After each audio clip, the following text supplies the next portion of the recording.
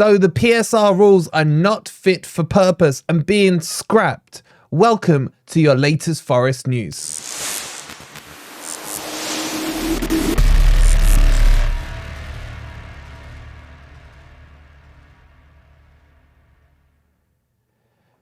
Good morning, good evening, or good night. Hope you guys are doing well, and welcome to your latest Nottingham Forest news. Coming up in today's video, we'll talk you through all the changes that are coming through on PSR. We'll talk about what this means for Forest. Is it good or bad for us? And does this not tell you that the rules were not fit for purpose?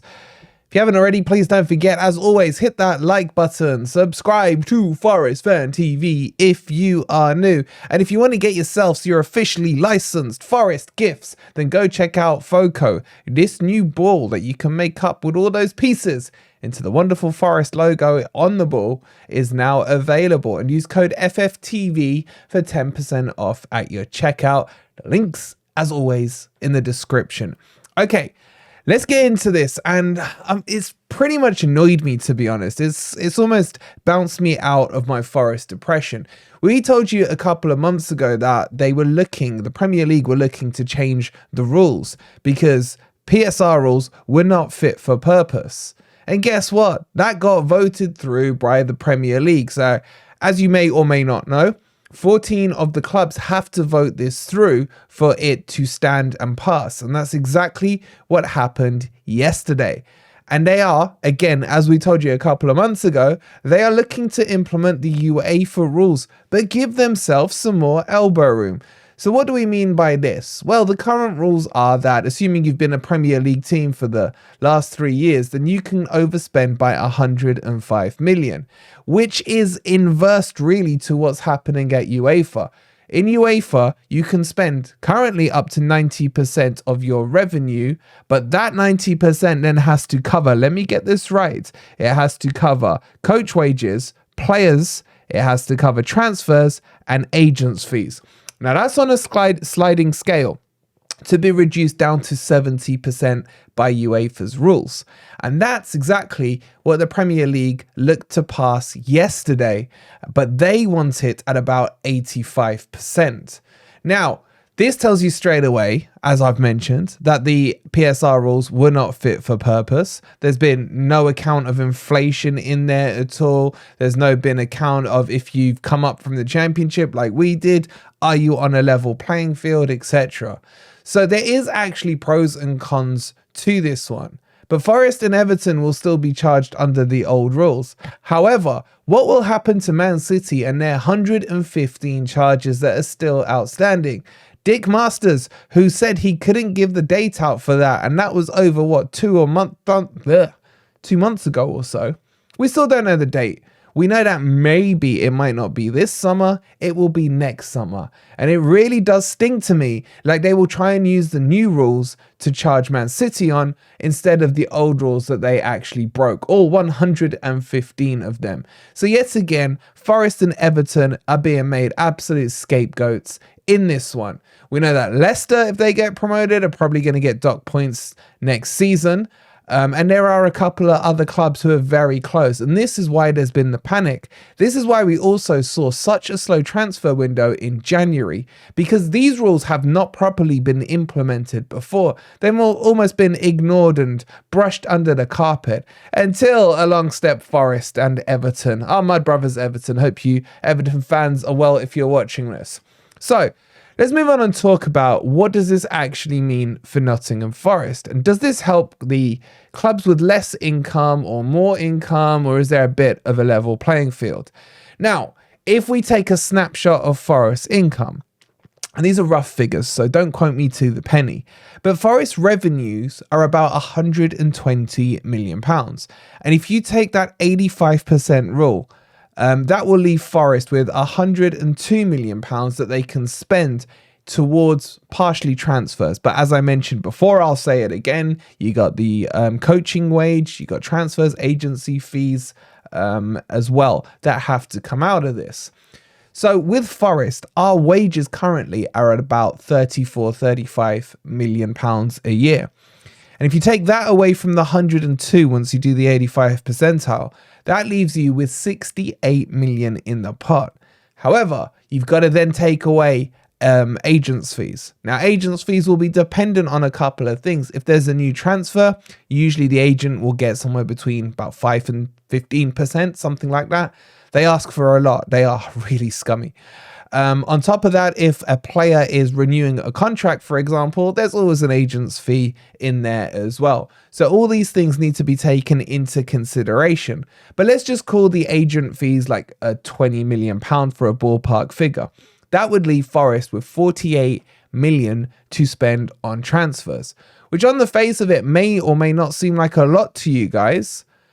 But how does that compare with some of the other players? If you look at someone like Manchester United, for example, who have one of the highest revenues in football, in world football, that's well over £700 million. And if you look at that minus the 15%, you're left with about 600 million. Now, their wage bill is a lot higher, but even if we call their wage bill about 500 million, that would still leave them with 150, 160 million pounds. So the gap between what a smaller earning club can bring in versus a bigger earning club is absolutely huge. Now, what's interesting about all of this is that we are seeing a lot of clubs looking to do stuff off field to increase their revenue. And we are seeing this with Forest. Forest, we know, are looking for investors. There's been all these rumors about Marinakis. Is he selling to Saudi or not? That's all BS. To me, it sounds like he's looking for investment from the oil-rich Middle East. And we're seeing it with other clubs. We know Newcastle have been bought by Saudi Arabia, for example. So what you're going to see when these rules get ratified, that you're going to see loads of clubs trying to force investment into their club, and that will increase the level of spending they can do. So in a way, I think it's better, but I still think the gap between the smaller income clubs and the larger income clubs is just going to end up being astronomical. And if anything, we're going to see a bigger divide. We're almost going to see 2 or 3 mini leagues within the Premier League. Now, on top of that, the clubs that qualify for Champions League, Europa, etc. will still have to comply by UEFA FFP standards as well, which, as I said at the start of the video, will be sliding down to 70%. So for them to comply with that, they're going to have to comply with, instead of the 85% they get in the Premier League, they'd still have to comply with the 70%. So maybe that causes a bit of a balancing act. But the main benefit I see from this is that if you were a newly promoted club, then that 13 million loss that you could make in the Championship will no longer apply as you go into the Premier League. So in some ways, it makes it somewhat of a little bit more of a level playing field. But why are they doing this now? Why do they have to wait to screw Forest over, to screw Everton over, ignore Man City, and then think the rules are not fit for purpose? So I've chucked a lot of numbers at you, but here's my opinion on it. I think it's better, but it's not perfect.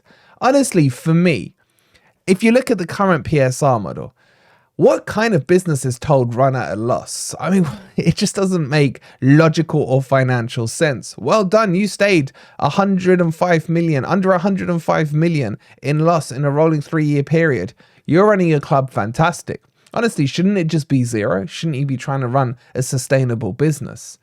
And that's the weird thing about all of this. But for me, I guess the argument could be, if some wealthy owner or some state wants to come in and invest loads of money into a football club, does it really matter too much? And would you be willing for Forest to have that? Let's say Marinakis wanted to sell tomorrow and you had Qatar coming in, offering you all their oil riches, all the players and Babs and everything. Would you really say no to it? Or can you see a stage where this just gets stupidly too much and it does need to be policed? But that's the update. So look for it to be ratified soon. What I've heard is that it's going to kick in August. But Forest will still have to be punished under the old rules. And there is talks and there's more and more growing talks, so we will know by Friday whether or not we're losing points or having a transfer embargo or just a slap on the wrists. We will keep you posted on that. This is a huge, huge week for Nottingham Forest. But remember, Friday isn't necessarily the day we find out, because they have until the 15th of April to announce it. It is The Athletic that are claiming that Friday is the date.